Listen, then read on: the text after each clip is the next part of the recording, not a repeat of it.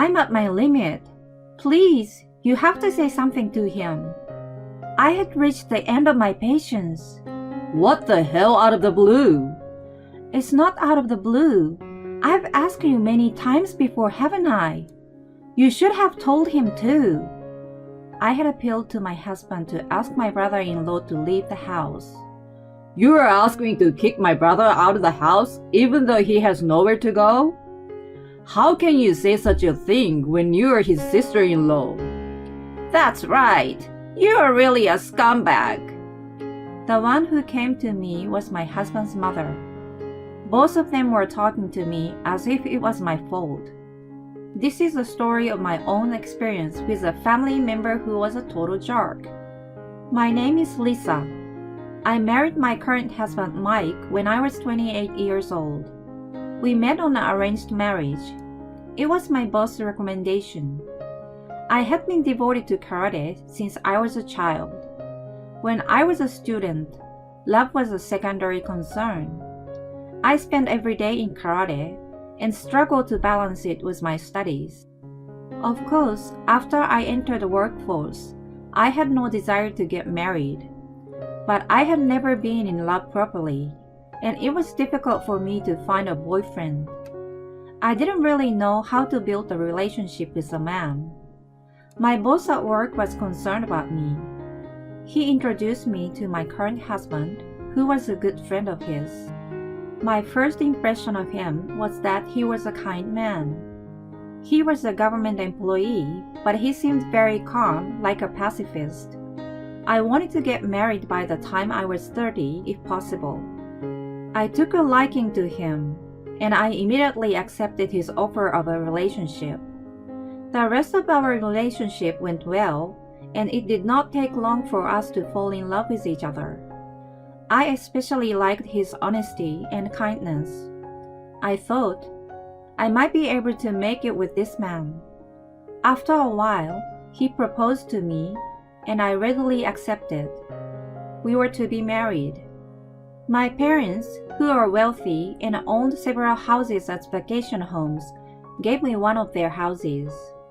You can choose any house you like. I chose a house that was just right, not too big, not too small.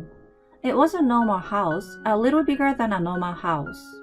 It had enough room for a child in the future and a garden. It was convenient for transportation, and there were stores close by, so I chose this house. My husband, who usually doesn't show his emotions too much, said to me at that moment, "Wow, it's amazing. Is it really okay to get such a splendid house?" I remember my husband muttering apologetically. Our happy life was about to begin. I had no doubt in my mind. The wedding ceremony ended without incident, and our newlywed life began. A few months later, however, my father-in-law, who had been suffering from a chronic illness, passed away. My husband has one younger brother, but I never had a chance to see him because he was living and working in a factory in the suburbs.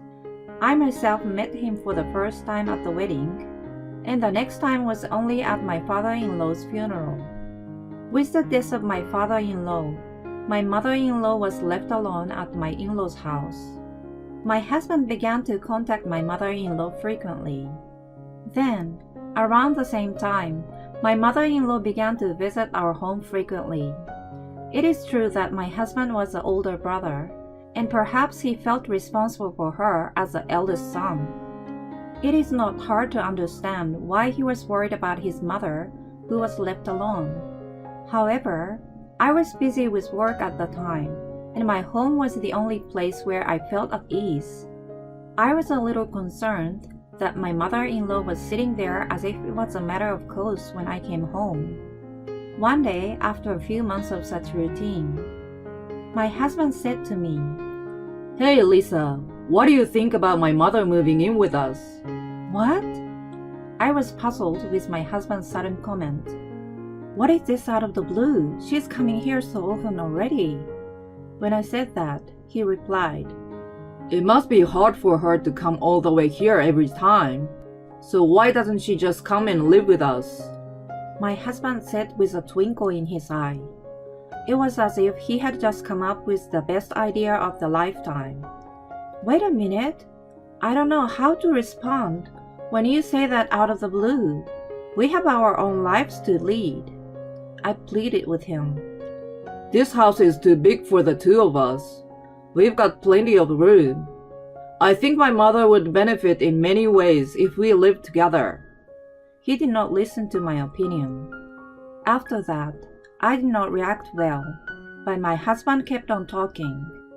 He told me he was worried about leaving his mom alone if anything happened to her. To be honest, I wasn't too keen on the idea, as we had just started our newlywed life. But if my husband was worried, I couldn't say no. While I was mulling over my answer, my mother-in-law sold her family home. I was half forced into a situation where I had to accept my mother-in-law. At first, I blamed my husband, who had taken the liberty of talking to her. We don't have a family home anymore. She has no place to live, and I don't have a choice. I lost all interest in talking back to him. After that, my life was mentally difficult. I was not harassed by what is commonly referred to as wife baiting, but I did receive a lot of criticism from my mother-in-law. You are the wife, you know. I hated it. You are married to my son. You are his wife, and you should serve your husband's family. She seems to have such an old-fashioned way of thinking. If I put my work first for a moment, she would say to me, "You are a wife. Please be more aware of that." She said this repeatedly. Because of this, after my mother-in-law came to town, I couldn't stand to be at home. Days at work became more and more frequent, as I had to work overtime. I was able to deal with the sarcastic comments from my mother-in-law in my own way every day. I was still able to live an ordinary life. That is until something like this happened. A few years later, my brother-in-law told me that he is quitting his job at the end of the year and coming back to his parents' house. My brother-in-law, who had been working as a living worker in the suburb for a long time and had never contacted us, suddenly reported this to me, my husband, and my mother-in-law. My husband and mother-in-law and I were all surprised at the suddenness of the situation. And there was something more we had to think about. The place he was coming back to had already been sold and was gone. There was no place for him to live as he pleased. My brother-in-law, who was ready to come back to his parents' house, blamed my husband and mother-in-law for selling the house without permission. I didn't hear anything about you selling our house. Why did you decide this on your own? My brother-in-law is what is commonly referred to as a mischievous person. He was not only flamboyant in appearance, but also rough in tone. To be honest, I didn't like that kind of person. I wanted to stay away from them as much as possible. I'm sorry, but I was worried about Mom living in that house by herself. I thought you were going to live elsewhere and work for a long time. My husband tried to calm him down, but my brother-in-law replied, "Oh, I don't know. You can't just decide. Take responsibility, you shitty brother." He yelled this to my husband. My husband was supposed to be the older brother, but he just freaked out at that comment from my brother-in-law. In the end, he couldn't say anything back. He just turned pale and looked down. In the first place, my father-in-law before his death had said, "If something were to happen to me, I would leave everything to my wife." These were his words. My brother-in-law left his parents' house without permission, worked in the suburb, and did not send money home. Does he have the right to blame his mother and his brother? I was thinking that, but in the end, we couldn't come to an agreement. My brother-in-law ended up living in our house on the condition that he would move out once he found another job. As expected, I didn't like it. I didn't want your brother to live with us too. Our living expenses are also increasing ever since your mother started living with us. I tried to complain. I will make him leave once he finds a job. Just bear with it for now. He responded to me. I couldn't just refuse and kick him out once he said that. I had no choice but to have even my brother-in-law move in with us. At this point, my mentality had been beaten to a pulp. But the really hard part came after this. First, about the condition that my brother-in-law had to live here until he found a job. After 3 months, my brother-in-law was still not looking for a job. He didn't look at job openings. He didn't go to job interviews. He just spent his days lounging around in the living room. He would stay in his room and play music loudly. He spent hours alone watching TV in the living room. My stress was building up more and more. To top it all off, I had just come home from work. Is dinner ready yet? Do the laundry quickly, will you? I was treated like a housekeeper. I could not stand it any longer and complained to my husband. Hey, about your brother. Can't you do something about the way he treats me like I'm his housekeeper? Housekeeper? He thinks of you as his sister and adores you. My husband laughed. He adores me? What do you mean? He orders me around. I'm treated like a housekeeper. I'm not a servant in this house. When I got so emotional, he said, That's fine. Lisa is my wife. My anger reached its peak. I'm your wife, not your brother's. Oh, you're making too much noise. Enough of that. You're not his wife, but you're still his sister-in-law. Don't cause any trouble and just make it work, got it? That's what he finally said to me. Frankly, I was disappointed in this statement of my husband. In this house, if I only put up with it, everything would be alright. That's what my husband seemed to think. There was nothing more I could say to my husband. After that, I stopped complaining to my husband about my brother-in-law and mother-in-law. Instead, I called my parents and complained many times. Both my father and mother told me to come home whenever I needed anything. With those words, I managed to endure life at home. But then, my brother-in-law did something terrible. When I returned home after work, I found a fire truck parked in front of my house. I approached it to see what was going on, but was stopped by a man holding a regulation line. Several firefighters came out of the front door, and my husband and mother-in-law thanked them. What happened? After following the departing fire truck with my eyes, I confronted my husband. What happened? Why was there a fire truck at our house? My husband looked at his mother and muttered awkwardly. My brother was smoking a cigarette, and the cigarette butt caused a fire. I was so surprised and angry that I let out that loud voice. They gave me the details, and apparently a cigarette butt caused a minor blight, and my mother-in-law panicked and called my husband and the fire department. Then why didn't she call me?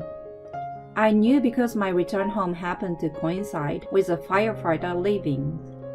But if I had come home without knowing anything, would they have kept quiet? I asked them that, but they both remained silent. Irritated by the two of them, I hurried to my brother-in-law's room and opened the door without knocking.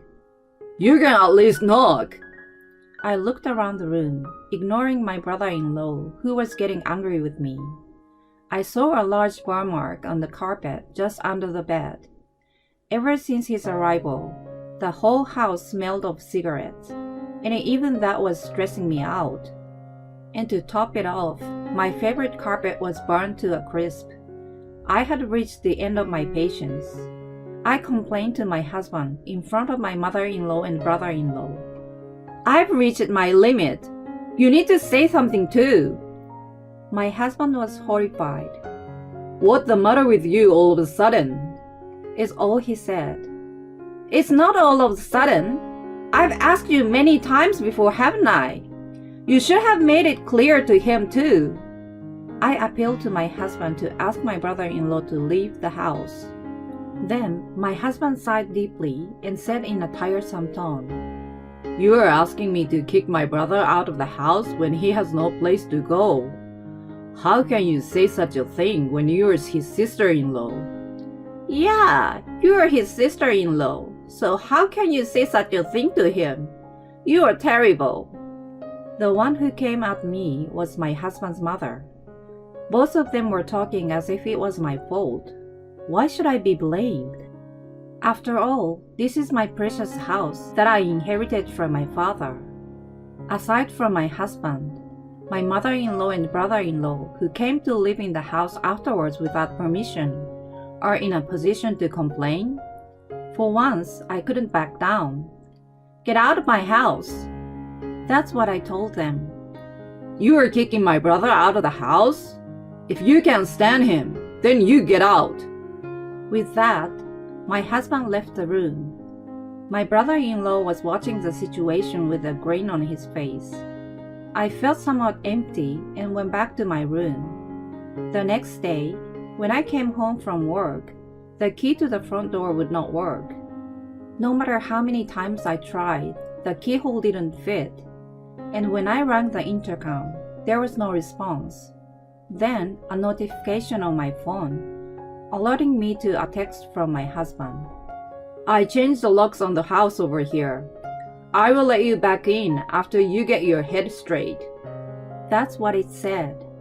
Don't be silly. If you want to do that, then fine. I will get out. So I went back to my parents' house and explained this to my father and mother. After hearing what I had to say, my parents' face grew increasingly grim. Leave the rest to your father. My father consulted a lawyer he knew. Once that happened, things proceeded at a brisk pace. I sent a certification letter demanding alimony, divorce, and an order to move out the house. Then, in the presence of the lawyer, a meeting was set up at the house. As soon as we started talking, my husband said, Divorce over something as trivial as this is ridiculous. And my husband has refused to divorce me. However, when I said to him, if you don't agree to divorce, I don't care if we have to go to court. When I told him that, he gave up easily. Perhaps overwhelmed by the word court, my husband suddenly became quiet. However, when the subject of moving out of the house came up, he again began to raise his voice in protest. This house is our home. I, your husband, have the right to own it too. My husband looked down at me as if to say, I told you so. Then the lawyer said, You have no right to this house. Yes, this house was given to me by my father before we were married. From my husband's point of view, it was not even shared property. I could see the faces of my husband, the in-laws, turning paler and paler as they learned this. They probably thought that they would never be kicked out of the house seriously as expected.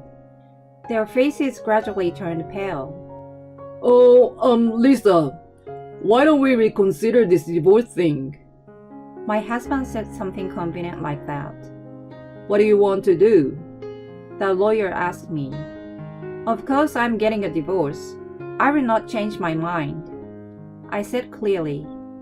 My husband must have thought there was nothing more he could do. We agreed to the divorce, and the divorce was finalized. Mike and his family moved out of the house. I'm sure Mike is doing his best to pay the alimony. I heard that the family of 3 moved into a shabby apartment. Naturally, my ex-mother-in-law and ex-brother-in-law, who could not live freely, became increasingly stressed.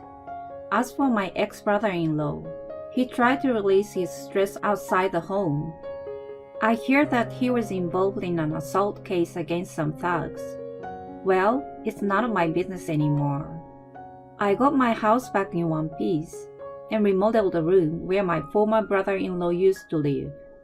The scorch marks on the floor that had been bothering me are now nicely gone, and my mood has brightened.